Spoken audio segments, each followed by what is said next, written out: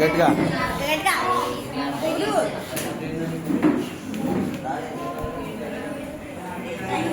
పోదండి రా పోదండి మీరు కూడా. ఇంకా కలర్ వేయలేదు ఇది వేయండి. చూడు బ్లూ మార్కర్ తీసుకో ఎవడో ఒకరి దగ్గర. రే మార్కర్ కొద్దిగా దిద్దు, లైట్గా దిద్దు, మరీ అంత చిక్కగా వద్దు. ఊదు ఊదు.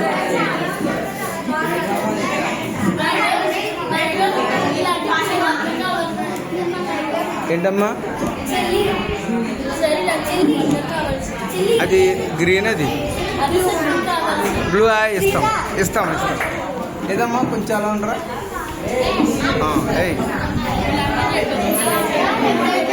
సరే ఒకసారి అన్నాను. తిక్కుగా దిద్దకూడదు, లైట్గా దిద్ద. ఆ మార్కర్తో దిద్దాలి, దీంతో దిద్దకూడదు. ఓకేనా? చేతి ఊదు.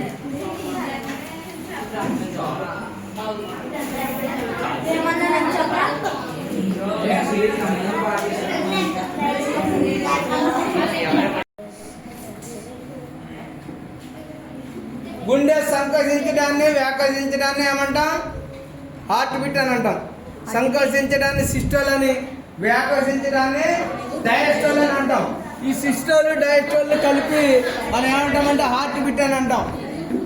ఓకే, హార్ట్ బీట్ మానవుల్లో, ఆరోగ్యవంతమైనటువంటి మానవుల్లో సుమారుగా నిమిషానికి ఎన్నిసార్లు అన్నా 70 times జరుగుతుంది. సాధారణంగా అంటే 70 to 80. ఓకే, అలాగే మనం ఎక్సర్సైజ్ చేస్తున్నప్పుడు కానీ, లేదా పరిగెత్తుతున్నప్పుడు, రన్నింగ్ చేస్తున్నప్పుడు కానీ, వాకింగ్ చేస్తున్నప్పుడు కానీ హార్ట్ బీట్ ఎక్కువగా జరుగుతుంది. ఓకేనా? మామూలు కన్నా, సాధారణ కన్నా ఎక్కువగా జరుగుతుంది. అలాగే పిచ్చామా, గుండె సంకోచించినప్పుడు రక్తం ఎక్కువ ఫోర్స్తో వెళ్తూ ఉంటుంది. ఓకే, అప్పుడు రక్తనాళాల్లో ఉండే పీడనాన్ని మనం సిస్టోలిక్ పీడనం అని అంటాం. అంటే సంకోచ పీడనం అంటాం. 120 ఉంటుంది. అలాగే గుండె వ్యాకోచం చెందినప్పుడు ఆ రక్తనాళాల పీడనం కొంచెం తక్కువగా ఉంటుంది. దానిని డయాస్టోలిక్ పీడనం అని అంటాం. అంటే 120/80 మన బీపీ, బ్లడ్ ప్రెషర్ అన్నమాట. అర్థమైందా? మన శరీరంలో బ్లడ్ ప్రెషర్ ఎంత ఉంటుందంటే 120/80. ఒకసారి చూపించాను మొత్తం చూద్ది. నేను 120/80 ఊదు. ఈ బ్లడ్ ప్రెషర్ని మనం తెలుసుకోవాలనుకోండి, బీపీని ఇలా అడ్డుకుని తిని బీపీని తెలుసుకోవాలనుకోండి, మనం స్పిగ్నోమోనోమీటర్ అనేది ఉంటుంది. ఆ స్పిగ్నోమోనోమీటర్ ద్వారా మాత్రమే మనం బ్లడ్ ప్రెషర్ని తెలుసుకోవచ్చు. ఓకే, బీపీ ఎందుకు ఎక్కువ అవుతుంది? రక్తనాళాలలో కొవ్వులు పెరిగిపోవడం వల్ల, అంటే ఫ్యాట్స్, లిపిడ్స్ పెరిగిపోవడం వల్ల. అలాగే ఒక్కొక్కసారి వాల్వ్స్ సరిగ్గా పనిచేయకపోవడం వల్ల కూడా బీపీ అనేది పెరుగుతూ ఉంటుంది. ఓకే, అటువంటిప్పుడే హార్ట్ స్ట్రోక్ అనేది కూడా వస్తూ ఉంటుంది. అలాగే ఈ హార్ట్ పైన ఈ నెరసిన చూడండి, అదిలాగా హార్ట్ కండరాలకి రక్తాన్ని తీసుకెళ్లే రక్తనాళాలు ఉంటుంది. ఈ రక్తనాళాలలో అడ్డంకులు ఏర్పడినప్పుడే గుండెకి ఆక్సిజన్ సరిగా అందక అప్పుడు హార్ట్ స్ట్రోక్ అనేది రావడం జరుగుతూ ఉంటుంది. ఓకే ఓకే, ఆక్సిజన్ ని ట్రాన్స్పోర్ట్ చేస్తుంది ఊపిరితిత్తుల నుంచి. మనం తీసుకునే గాలి ఊపిరితిత్తులకి వెళ్ళిన తర్వాత ఊపిరితిత్తుల నుంచి శరీరంలో ఉండే అన్ని భాగాలకి తీసుకెళ్తుంది. అలాగే అన్ని భాగాల్లో ఉండే కార్బన్ డైఆక్సైడ్ ను ఊపిరితిత్తులకు పంపిస్తుంది. అదే కాకుండా ఆహార పదార్థాల రవాణా, మనము ఆహారం తీసుకున్న తర్వాత డైజెషన్ అయిన తర్వాత చిన్నపేగి యొక్క గోడలు పీల్చుకున్న తర్వాత ఆ రక్తంలోకి వెళ్తుంది. రక్తమే శరీరంలో ఉంటుండే అన్ని భాగాలకి తీసుకెళ్తుంది. ఆ పని కూడా రక్తమే చేస్తుంది.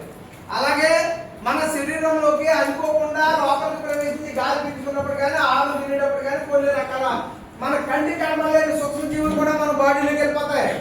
అటువంటి సూక్ష్మజీవుల్ని చంపి మనం రక్షిస్తుంది. అంటే వైట్ బ్లడ్ సెల్స్ అనేవి ఉంటాయి రక్తంలో, అవి మనకి రక్షణ ఇస్తాయన్నమాట. అలాగే ప్లేట్లెట్స్ అనేవి ఉంటాయి రక్తంలో, మనకి గాయమైనప్పుడు రక్తం బయటకు పోకుండా కాపాడతాయి, అంటే రక్తం గడ్డగట్టడానికి ఉపయోగపడతాయి ప్లేట్లెట్స్. అటువంటి అన్ని కూడా రక్తంలో ఉంటాయి, రక్తం చేసే పనులు అవి. అలాగే రక్తంలో ప్లాస్మా ఉంటుంది, నీరు లాంటి ద్రవము, అలాగే రక్త కణాలు ఉంటాయి. ప్లాస్మాలో ప్రోటీన్స్ అనేవి ఉంటాయి, సీరం ఆల్బుమిన్, సీరం గ్లోబులిన్ అనేటువంటివి ఉంటాయి.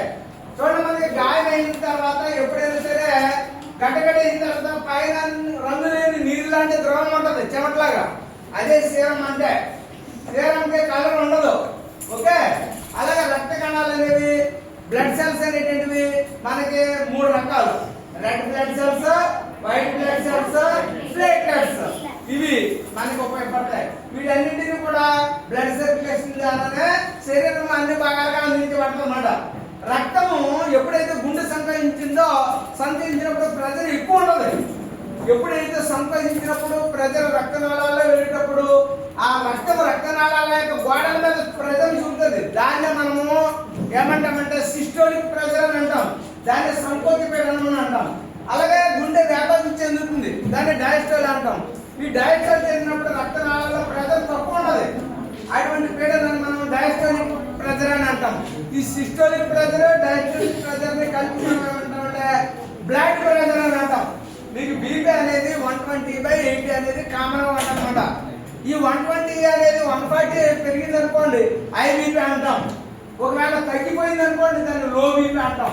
అంటే బీపీ అనేది పెరిగితే వ్యాధి, తగ్గితే వ్యాధి. ఈ బీపీని తెలుసుకునేటువంటి పరికరాన్ని ఏమంటామంటే, బీపీని తెలుసుకోవాలంటే ఒక పరికరం ఉండదు, దాన్ని స్పిగ్నోమోనోమీటర్ అంటాం. ఏమంటాము? స్పిగ్నోమోనోమీటర్. చెప్పండి. 2 మార్కులు క్వశ్చన్. అర్థమైందా? బ్లడ్ ప్రెషర్ అంటే రక్తనాళాల్లో వెళ్ళేటప్పుడు అది రక్తనాళాల యొక్క గోడల మీద ప్రెషర్ కలిగిస్తుంది, దాన్నే బ్లడ్ ప్రెషర్ అని అంటాం. అర్థమైందా? ఇప్పుడు మానవుని యొక్క గుండెలో గదులు ఎన్ని ఉంటాయన్నా? అవును, chambers in our body 4 chambers. పైన ఉన్నటువంటి చిన్న గదులు ఉన్నాయి కదా, ఆ చిన్న గదులు ఏమంటాం? ఏట్రియం. ఏంటిది? ఏట్రియం అని అంటాం చిన్న గదులు. కింద ఉన్న పెద్ద గదుల్ని వెంట్రికల్స్ అని అంటాం. ఏమంటాం? వెంట్రికల్స్ అని అంటాం. అవి మర్చిపోకూడదు మనం, ఓకేనా? రెడీ.